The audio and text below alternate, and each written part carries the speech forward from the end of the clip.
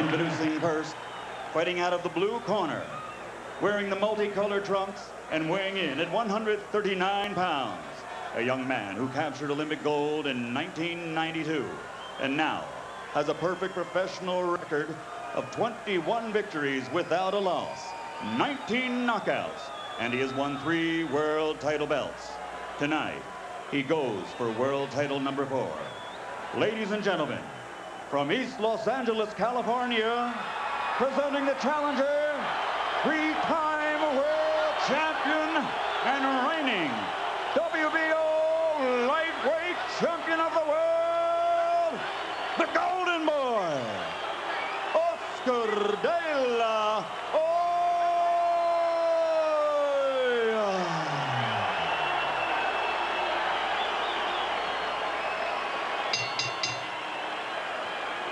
And his opponent across the ring, fighting out of the red corner, also weighing in at exactly 139 pounds, wearing white trimmed with blue and red. He brings a professional record into the ring of 97 victories, 79 knockouts with only 1 loss and 1 draw. One of the finest in the history of boxing.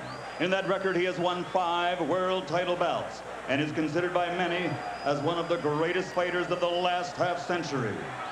Ladies and gentlemen, damas y caballeros, con Culiacan, Mexico, presenting the 5-time world champion and reigning WBC super lightweight champion of the world, Julio Cesar Chavez.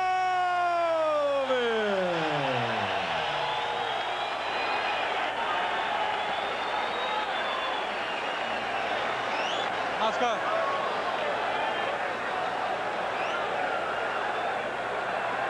Okay, Julio, Oscar, that you leave that record en el camerino. I gave you the fights in the dressing room. I won a good, clean fight, que una pelea limpia. Dese la mano, Dios los bendiga a los dos.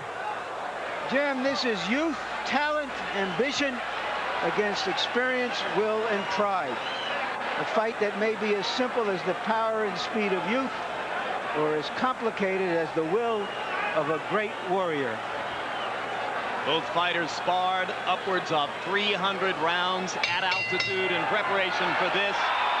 De La Hoya says he's in the best shape of his life. Chavez says he's in the best shape since March 17, 1990, his dramatic comeback win over Meldrick Taylor.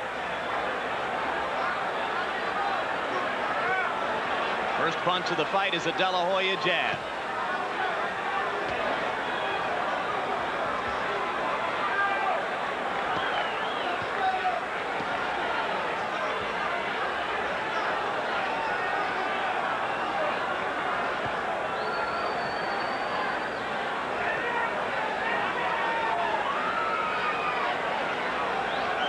Cautious start for De La Hoya, who seems anxious to see what Chavez wants to do. If Oscar sticks with the jab, George, the challenge for Julio will be to get inside it somehow.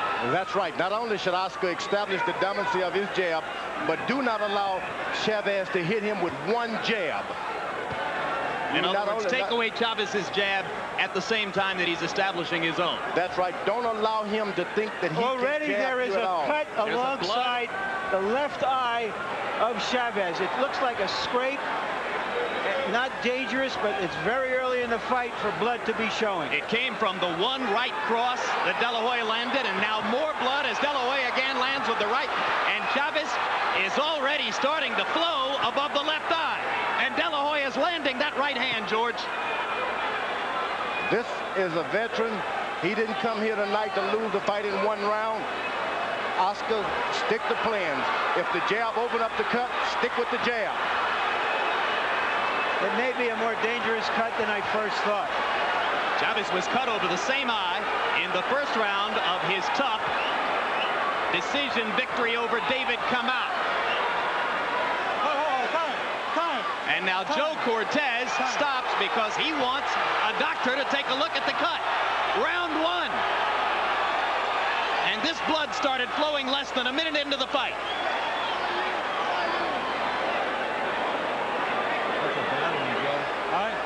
That cut was open in training. You can believe that. Hard to imagine that one right hand could have done that much damage, but it came after De La Hoya landed his first right cross. There was a big cover-up. And Chavez suddenly has more purpose.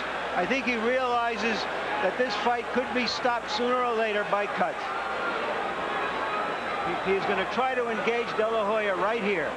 That, of course, has never happened to Julio Cesar Chavez in 99 previous recorded bouts. No, he did have a cut, if you recall, in his second fight with Frankie Randall, Jim. Yes, but you're suggesting the fight could be stopped, Larry, and that fight was stopped because of an unintentional headbutt cut. This one was caused by a punch. You're right.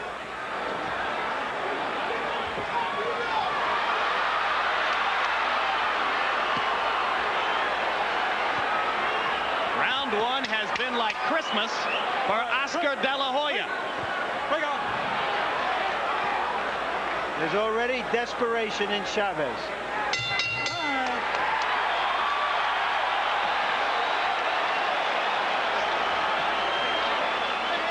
As we go to two Spanish-speaking corners tonight, our interpreter is Hector Garcia.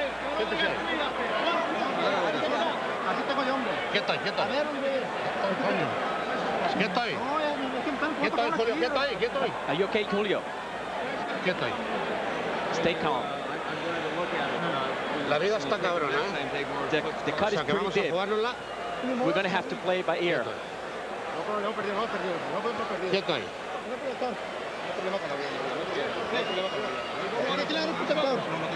I think that cut is pretty bad. Dame la toalla. Quieto ahí. Ahora mismo no está sangrando. Dame la toalla. It's not bleeding now. Just give me the towel. Quieto.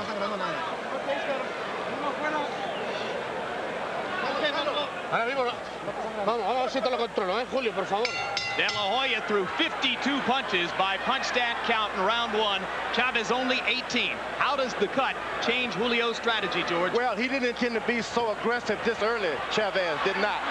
Now he's having to put on some aggression to keep Oscar at bay. And this just isn't the kind of strategy he wanted. He wanted to play his cool for the first 3 or 4 rounds.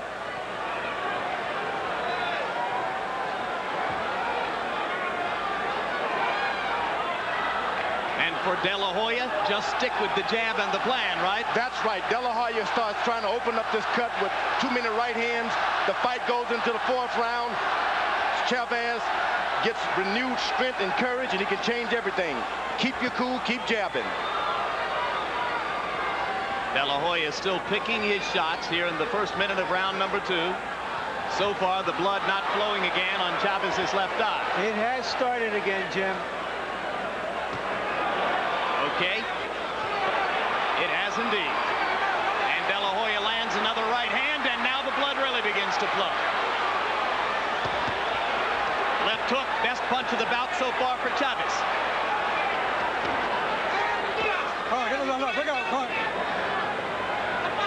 De La Hoya going to the body with the left hook as Chavez stepped in there. De La Hoya is starting to bring his chin down just a little lower. This works for Chavez because he's been missing with that left hook because of the height differential. Get your chin down and throw that hook. It's a different thing. De La Hoya landing 2 short left hooks in there. Chavez came back with a counter right.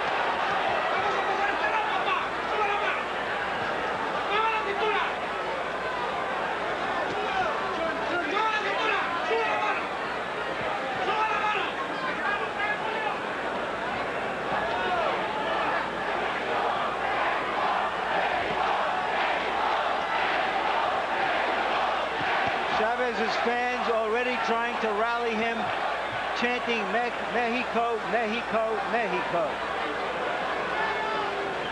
But the crowd is more subdued at this moment than we might have expected. Certainly the overwhelming majority here rooting for Chavez, and many of them silenced by the visible flow of blood. Ho, ho, ho. Let's go. De La Hoya has allowed Chavez to relax a little bit. He shouldn't have allowed him that relaxation because he started to think and realize, hey, I am the master of this ring. I've been around a long time. You got to stay on and do something at all times. De La Hoya has to. Yet in 2 rounds so far, George, Chavez has been unable to engage, get close to De La Hoya and do any kind of damage. But that's the way he fights. He's never won the fight for 1 or 2 rounds. He gets closer and closer, and he starts to take over. Now, if he can just remember that and don't do nothing strange. Julio.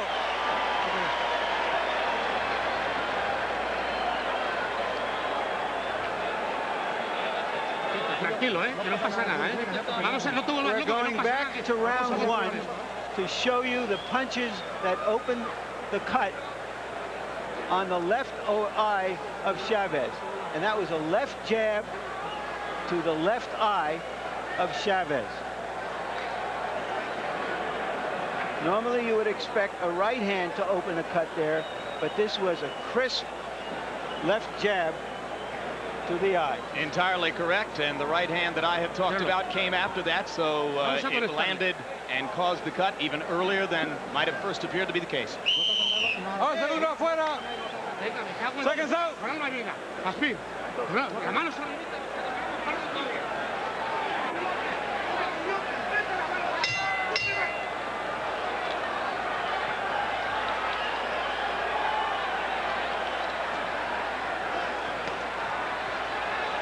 Statistically, through the first couple of rounds, De La Hoya throwing more than twice as many punches as Chavez. And you can see that Harold Letterman has given the first 2 rounds to the 23-year-old challenger. Oscar De La Hoya is starting to land jabs to the stomach. That's very important if you're fighting a puncher, to take his power away from him in case the fight goes longer than 5 or 6 rounds. But it's also going to bring his chin down into Chavez's punching range, isn't it? No, De La Hoya is landing the left jab to the body, which means Chavez's power will start to diminish as the fight goes on. De La Hoya is starting to lean down a little too much, and that's dangerous for him. One thing Chavez has not done, he has always worn down his opponents, George, by punching to the body. I don't believe in 2 rounds plus that he's landed a body punch yet. Let's go. That's because of that early cut. Sometimes you get a little hesitant.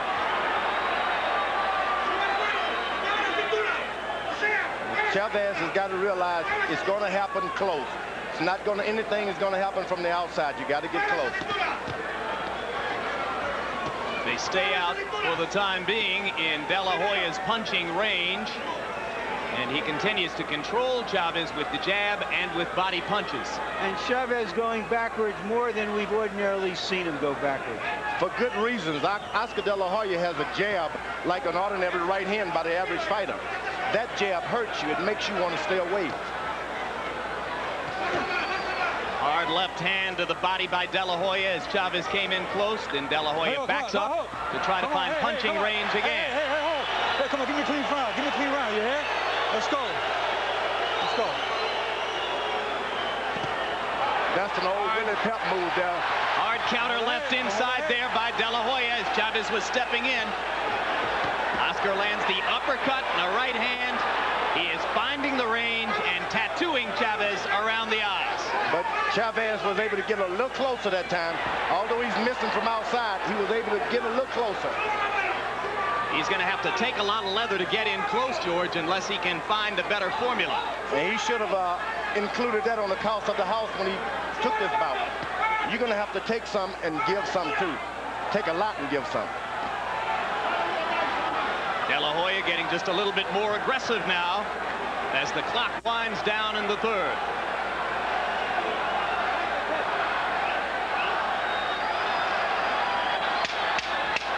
Chavez, for the moment, seems without a clear plan as to how to get inside of De La Hoya's jab. Good left hook by Chavez. It was right on top of the brow. But so far, Chavez has looked his age.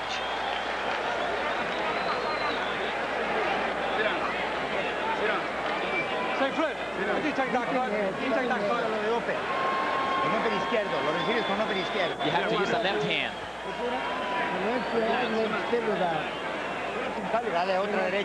Use your right hand also. He swapped. Okay? Okay, Buffalo, let me see. Yeah, no problem. It's no problem. No problem. Yeah. Julio, no tienes problema. No tienes problema. Nomás eso, lo mismo que tenías, no tienes problema. Just keep doing exactly the same thing you were doing when you first started. Me cago en Dios. Son todos tus 5 sentidos. Tú eres el abusador de ese tipo. Vamos a darle ahí, Canema. Vamos con todo. Come on, seconds out, let's go.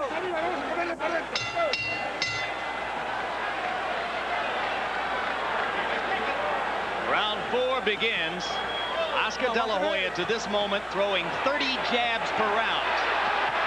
And now Chavez seems to believe he has no more time to waste. And he's starting to look like he's 23 years old. Whenever he throws more than 3 punches, he looks young. Chavez getting in a left hook in close. And he brings the crowd out of their seats as he tries to mount the attack in the first minute of round 4. And in that exchange, Jim, De La Hoya landed a nice left hand on the jaw. It didn't phase Chavez. Well, we know what a great chin the Warrior has. Julio Cesar Chavez down only once in 99 previous bouts. And that was from an accumulation of punishment against Frankie Randall. Oscar's a good fighter, but he hasn't concentrated on winning a fight on points in years. This could be a deficit for him because he's been getting knockouts, looking for knockouts. Now you're in a fight where you may have to build up some points in case you don't get this knockout. He did score a tough decision victory over John Molina early in 1995. When others say Oscar hasn't been pressured or roughed up in the ring, his supporters point to that fight and say, oh, yes, he has. And we may have some judges tonight who may like the aggression of Cesar Chavez. Yeah, but he's not being the aggressor. Hard left hook by Chavez. That is the 3rd good left hook that Chavez has landed. All to the chin. All because Oscar De La Hoya stands and wait for him to do something if he's not jabbing. You can't stand and wait. You got to do something. But Chavez, at the same time that he's mounting his best attack of the fight, continues to paw at his left eye, trying to keep the blood hampering his vision. De La Hoya much more tentative now here in round 4, having tasted some of Chavez's power. Good short left hook by De La Hoya, and he comes back with a right hand. And the blood bothering Julio as De La Hoya lands a vicious left hook. Now his nose is bleeding too. De La Hoya is starting to be himself now. Forget about all of that strategy and the new guy in your corner. Get out there and be yourself. Brutal left hook to the body by De La Hoya. Chavez's will seeming to be sapped now, as in the last minute of round 4, it's been all Oscar De La Hoya. Now he's... De La Hoya goes back to the stomach, which is ideal for a youngster. I can't believe it. And Cortez takes Chavez to flip Homansky. Stay in that corner. Stay in that corner.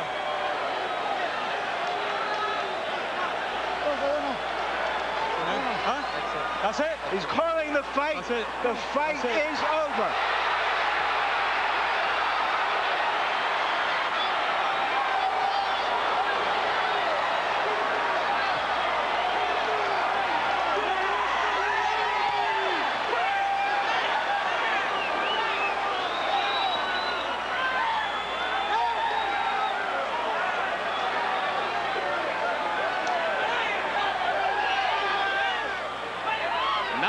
Nothing, George, do they call him the Golden Boy. The combination of a skillful performance, maybe just a little bit of good fortune. Chavez's bloody mask at the end, simply too grotesque for Homansky to allow the fight to continue. But guys, the old guy was never in this fight because the young guy didn't let him get in there. He maintained his poise. He used his own strengths. This kid is like a debutante with a knife in her purse. He looks like the Golden Boy, but he's got some iron and lead in those gloves. And if anyone was looking for the answer in round 4, when Chavez mounted his fiercest attack of the fight, De La Hoya starched him with a left hook, turned matters around, and dominated the last minute before the stoppage. It reminded me of Clint Eastwood in The Unforgiven. He said, I've always been lucky at killing people. De La Hoya seems to be a little lucky at doing this stuff. When you're both good and lucky, that's a heck of a tough combination to beat. Well, let's throw away luck. He was good. George, he was terrific tonight. He put the right hand with the jab and then brought the left hook. And that, in the end, was the difference. Let's take a look at this flurry toward the end of the bout. Jab, right cross, left hook again, right cross across the top of the head, left hook again, a short right. Not all of those punches landing flush, but all of them stopping Chavez from being able to mount any kind of attack. And that's what Oscar De La Hoya, my only worry was for him, that he would not be himself and do what he normally does best. In the end, he simply smothered Chavez with speed and power. Ladies and gentlemen, referee Joe Cortez calls a halt to the bout. Dr. Flip Homansky has ruled that the former champion Julio Cesar Chavez was unable to continue because of severe lacerations to the eyes. The winner by technical knockout, winning his 4th world title belt and new WBC Super Lightweight Champion of the world, the Golden Boy, Oscar De La Hoya.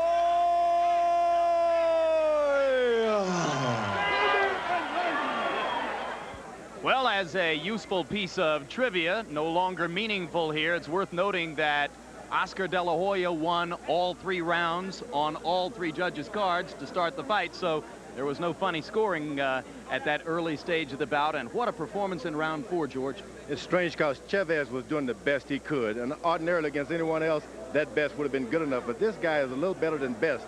De La Hoya, phenomenon. That's what he is. Let's see how Oscar feels about it. Larry Merchant's with him in the ring. Oscar, congratulations to the fight first. How did the cut eye change the fight in your judgment? Well, in my judgment, Julio Cesar Chavez had something more to worry about in his corner. We knew if a cut, a broken nose, or if he was hurt, that would change all that during the fight. So that's what we try to accomplish early on in the rounds. What do you mean by that? What do you mean by what you just said, that you knew if something like that happened, he would have a problem? Well, Julio Cesar Chavez, once they attack him, once he knows that he can back up a fighter, he's in trouble, he's lost. And what we try to do, that was our game plan, our mental game plan, to have him think up in his corner. Because when he's thinking, wow, this guy throws hard jabs, this guy throws left hooks, and then the cut occurs, he has something else to worry about. Instead of his boxing tactics, he has a cut to worry about. So you weren't surprised after that cut that he didn't seem to be the relentless aggressor that he was at his best? Well, Julio Cesar Chavez was still the aggressor. He was still putting pressure. He's a true warrior. He's a true champion. But the blood, the cuts, the broken nose was affecting him. You say the broken nose. Do you know that you broke his nose as well? It felt on my left hook as if I hit a good, solid left hook, and the blood just started gushing out like Genaro Hernandez's nose the way I did to his. All right, we're going to take a look at a replay of the punches that caused the cut. Describe what you see. Well, right here I was throwing the jabs. I think that straight jab, that's when the blood started coming down. That jab right there, stiff, straight jab that we were working on. What did it feel like to see him in so much trouble, to see the blood gushing from his eye, this legend, and the chances getting larger and larger that you were going to take him? Well, I was very surprised because Julio Cesar Chavez, he's known to get cut. He's known to have a very tender nose. But I really didn't think that my stiff jab was going to cause a big gash over the eye. I guess I was wrong. I kind of try to stay humble about my punches because I believe now my punching power is pretty strong. But of course, still we have much to learn in the gym. What do you feel now about how Mexican and Mexican-American fans will treat you having won this fight in this fashion? Well, I hope they're on my side. Hopefully there's some that are on my side because I want to try to be like Julio Cesar Chavez. I want to try to be like the great champion that he is, and he will still be the great champion of the future because he's a great person inside the ring and outside the ring. Thank you very much, Oscar. Jim? The master plan for Oscar De La Hoya appears to call George for one more fight at 140 pounds and then up to 147 where there are a lot of big name opponents, potential big money fights. Do you think he'll carry his punching power up another 7 pounds in weight? Yeah, I do believe because this guy has a tendency to train real hard. And if you train hard, the power seems to follow you up no matter what weight you go. Most guys try to put on the extra weight and they don't take the hard training along with them. But this guy trains hard, so power follows. All right, let's take a look at a punch stat profile of what happened in 3+ rounds. De La Hoya landing 94 punches to only 35 for Chavez. Much higher connect percentage. De La Hoya was controlling the fight with his jab, throwing 30 jabs per round in the first 3 rounds. And as you'll see, as they went 2 minutes, 27 seconds in the 4th round, De La Hoya was still throwing 30 jabs per round. Now let's go to Larry Merchant, who is with the beaten Julio Cesar Chavez. Julio, how did the cut change the fight for you? ¿Cómo la cortada cambió la estrategia de tu pelea? Ya, sí, ustedes vieron que fue un golpecito. Yo ya estaba un poco lastimado de la ceja. He was already hurt over his eyebrow from previously. Entonces yo no quise posponer la pelea And definitivamente. I really didn't want to postpone the fight because of it.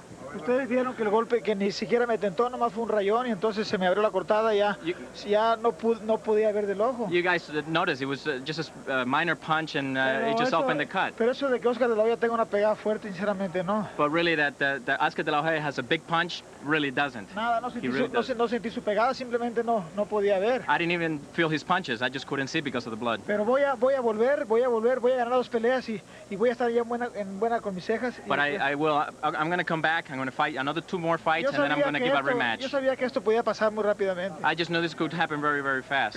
Pero eran 3 meses de preparación, era mucha pérdida de dinero. It was 3 months of preparation for this and I didn't want to cancel because of a minor cut. George Foreman speculated when that happened that he thought that there might have been something wrong from training. When is that what you're saying, and when did it happen? George Foreman dijo que esa cortada pudo haber sido que te había pasado anteriormente. ¿No puedes decir qué fue lo que pasó? Era un entrenamiento. During training. How long before the fight and exactly what happened? ¿Cuántos días antes de la pelea eso te pasó y cómo fue que pasó? I don't know, no recuerdo. He doesn't remember. Pero fueron pocos días. It was just very few days. And after that, did you feel you were just simply unable to mount your attack? ¿Tú crees que después de que te dio la cortada, o que la cortada se te abrió, no pudiste entonces continuar con tu trabajo? No podía ver, dile. I couldn't see. I just could not see. Ellos vieron que Oscar de la Hoya no me golpeó nada y no me hizo nada. You guys saw that Oscar de la Hoya didn't hit me. He couldn't possibly hit me. No me dejaba ver la cortada. I just couldn't see because of the cut. Thank you very much. As we bring you back live to Jacksonville, Florida, a final look at the bloody mask of Julio Cesar Chavez that tells you everything you need to know and more than Chavez would want you to know about who had the upper hand in De La Hoya Chavez. George, let's talk about the continued technical advancement of Oscar De La Hoya as a fighter. One thing we've spotted in retrospect, 13 separate times in the fight, he opens his left glove and places it against Chavez's right shoulder. Now, as we look at instances of that on tape, tell us what he accomplished with it. Well, it's the old rule of thumb, if you're going to be a defensive fighter. You stop the punch. If you don't stop it, you block it. If you can't stop, block, you move away from it. De La Hoya is gone back to school, and he's picking up all the old tricks. Put your hand on the shoulder before he gets started. That means he has to start all over again.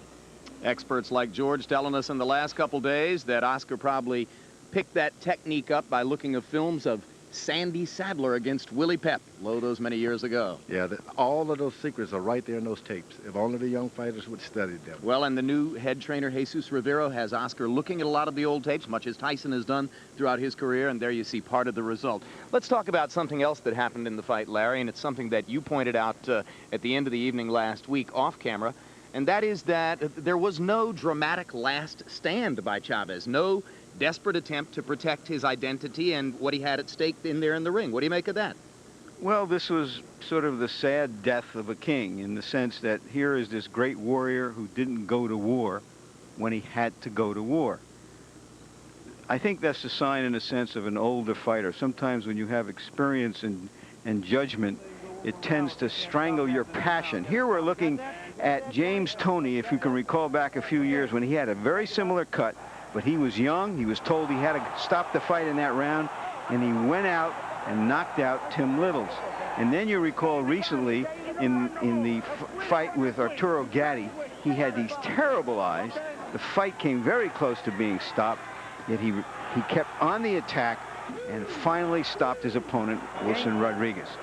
That's what a young fighter does, a young fighter who wants what somebody else has, instead of an older fighter defending what he has.